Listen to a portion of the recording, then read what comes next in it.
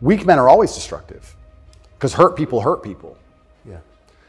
I don't know, I heard, someone said that to me a long time ago, hurt people hurt people. They were talking about a relationship and I said, that's true. If your heart's been broken, you're probably gonna be a bit of an asshole and break someone's heart. Hurt people hurt people. And then I thought, well, if you're a weak man and you're going through life and you don't have the strength and resilience to resist the trials and tribulations of being a man, and you're constantly hurt by everything, and you're constantly upset and depressed and sad because you're weak, how could you possibly do good? Hurt people, right? To do good, you have to be a good person to begin with, and to be a good person, you're virtuous and you've gone through a lot of things that made you strong. This is what's mind-bending to me, that the idea that strong men are somehow bad. And it's the ultimate hypocrisy, because as soon as something happens, especially physically, as soon as a liberal is attacked, they call the police. Defund the police! Call the police. Don't be masculine!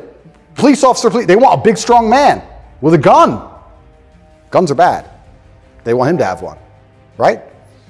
So the ultimate hypocrisy on every level is absolutely and utterly insane. At the base realities of humanity, the absolute base reality, strength in men is respected and wanted. And I think that the closer you get to unfortunate circumstance, the closer you get to reality. They go hand in hand. And then everyone's looking for the strong men. So strong men should always lead, I believe.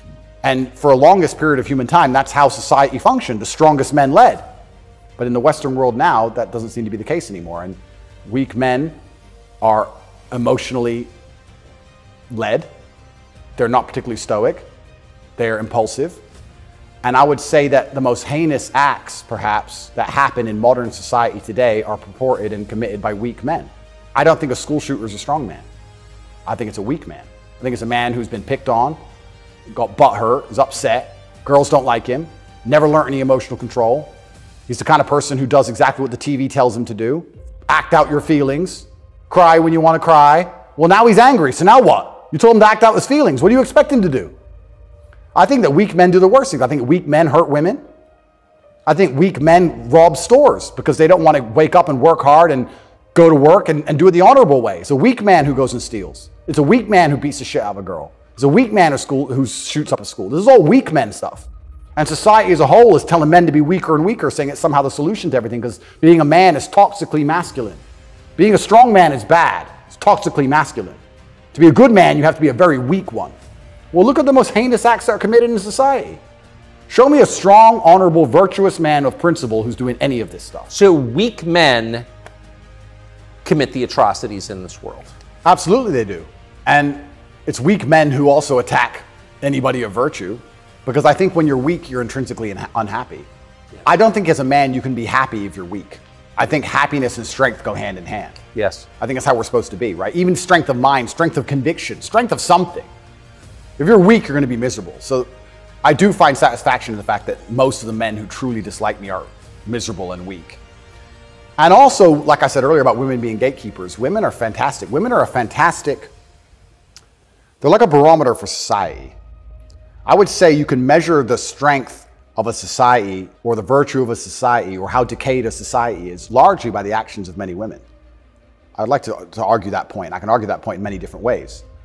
But women really want their man to be strong. Of course. They will punish you for being weak.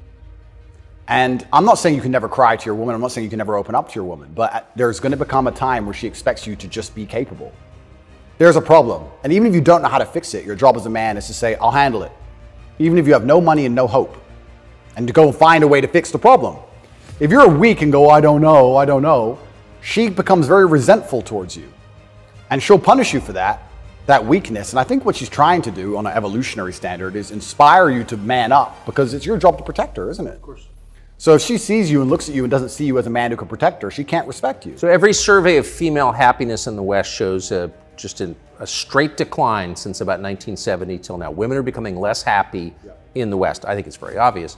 What accounts for that? How can you be happy when all the men around you aren't men, right? We are the most beautiful union that God has possibly created on the planet. A feminine woman and a masculine man. It's the most beautiful union that can possibly exist. It raises children the best.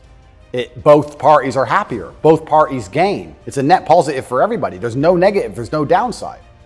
But if you destroy one side of the equation, then the other side is going to be completely and utterly miserable and unhappy. How as a woman can you be happy if you can't find a man who you believe can protect you, provide for you, sticks up for you, has morals, has principles?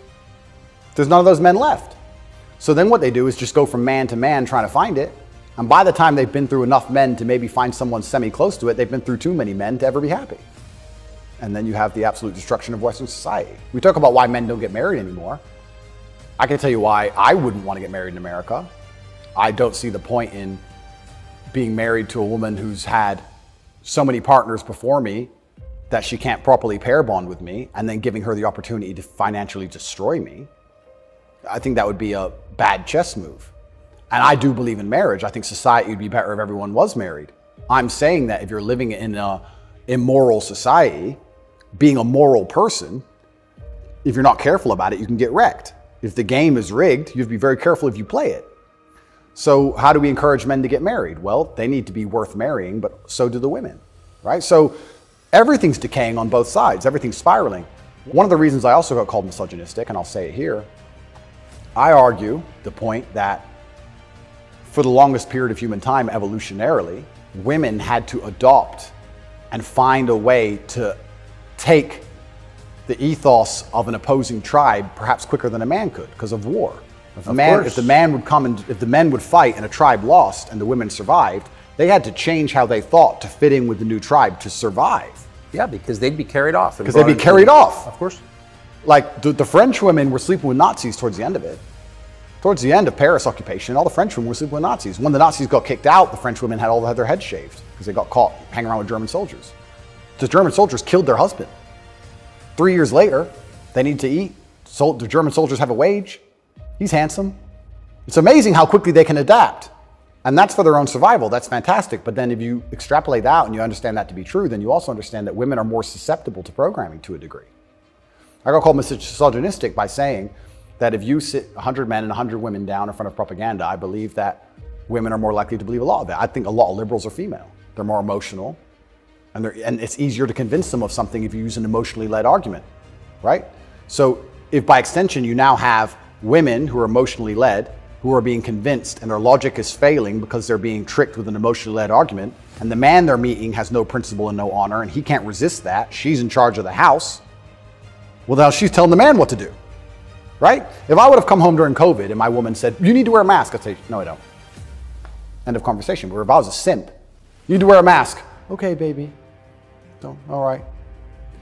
So the women are also largely in charge of the psyop because the men are so desperate to get any kind of connection with a real person and avoid the porn screen. And then these women are being controlled by the mass media as a whole. I say this to, I have children, I don't talk about it often, but I say to the mothers of my children, I say, look, either we program their minds or society does. Who do you believe in? Everyone is being programmed by somebody and something. Me, you, everybody. We're all programmed by someone. To sit and think you're above programming is incorrect. What you have to do is sit and say, does the person who's programming genuinely have my best interests at heart? What do they want me to believe? Why do they want me to believe it? What happens if I believe what they want me to believe? Where does this lead? That's all we can do. We're all programmed. We're all the sum of the 5 people we spend the most time with. Right? So if you have women with no father, no strong masculine influence, who's programming them? The Kardashians and the news? The internet? Porn stars? What kind of woman's that going to be? And then if a man finally ends up with her and he has no backbone, what kind of man's he going to be?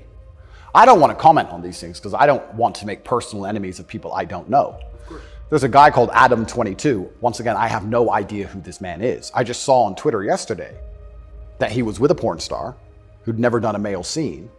They got married, and like a week after their marriage, she did her first male scene with some random dude. And he's on a podcast defending it. Did his wife have sex with somebody else? Correct. Why? Like, this is the level you could, but this is what the Matrix wants from you as a man. They want the woman in charge and the man below with no backbone, because if the woman's in charge, they can emotionally affect her. They can scare her. You can scare a woman easier than you can scare a man. A man. A real man's hard to scare. A woman you can make afraid of the vaccine, right? Be afraid, COVID, be scared. If she's in charge of the household, I would argue in nearly any household where the female was dominant, everyone's vaccinated. I would argue that point hard. Of course. Maybe I'm wrong, but I would argue it. I don't have the statistics. It's just logic to me. So talk about women being unhappy. What's actually interesting about the female mind, once again, they're going to call me a misogynist, is that when you're an emotionally led person, you're more prone to chaos. It takes real stoicism to lead. So why are these women unhappy? Because no one's leading them. No fathers, no men of no backbone, no man they respect. So they're relying on society, which is promoting chaos, and their own mental state. Women will say all the time, oh, my period was coming up, so I was crazy. Like, they'll say that themselves. So without any kind of hard rock of emotional security, to give her a hug and say, don't worry, baby, calm down, it's okay. When you have no hard rock of emotional security and you leave her to her own devices, she's going to be, to a degree, chaotic. And you know who told me this? A woman said this to me. A woman said this to me. A woman said, most women are closer to a mental breakdown than you possibly believe, day by day. I was like, really? She goes, yeah, and that's what I love about my husband. He makes me feel happy and secure and safe. If I'm starting to have a problem, I know I go to him and he makes me feel safe. He's my rock. There's a woman said this to me a long time ago. Yes. So why are women miserable? Because where are they going to get their happiness from? Where are they going to get their emotional stability from? It's not their job.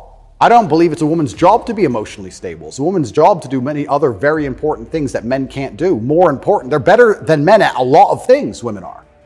But it's our job to be emotionally stable. Women are better than us at certain things. We're better at other things. And that's why as a team we're so powerful. To sit and pretend we're all the same the whole way through, then why do we even need each other anymore? Well, I don't think we do. You're exactly it. And this is why we have birth rates declining, porn, women who are running around sharing one man with no intention of having children, marriage is gone. Like, where do we think this is going to end? And what's interesting about it ends with the training thing, right? Well, yeah, that's the ultimate. No, I'm serious though. Is it? I mean, if there's no, scrambling the idea of the gender binary of sex differences, like that is kind of the end point, isn't it? Well, the end point is, yeah, men are the same as women, so it doesn't even matter. Right. I could be a woman today, be a man tomorrow. None of it matters anymore.